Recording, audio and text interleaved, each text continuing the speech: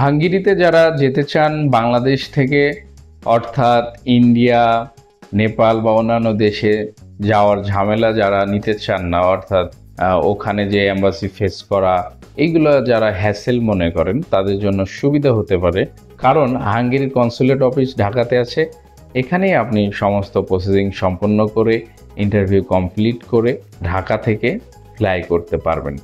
হাঙ্গেরিতে যাওয়ার জন্য যে খুব বেশি বাজেটের প্রয়োজন হয় তাও কিন্তু না। অন্যান্য দেশের তুলনায় হাঙ্গেরির বাজেটও কম আছে। ইউরোপের সেনজেনভুক্ত দেশগুলোতে যে পরিমাণ খরচ হয় তার তুলনায় হাঙ্গেরির খরচ অনেকটাই কম।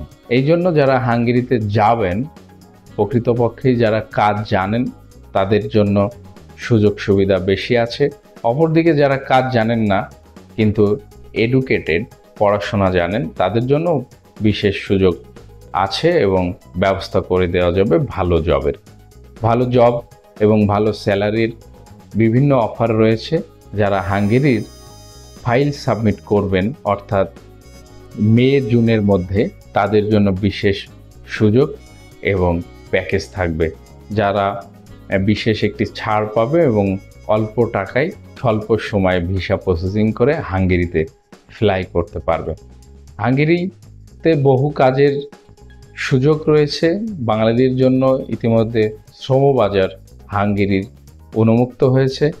এখন যারা হাঙ্গেরির ফাইল সাবমিট করে যাবেন তারা খুব সহজে অল্প দিনে যেতে পারবেন, এর নিশ্চয়তা দেওয়া যাচ্ছে।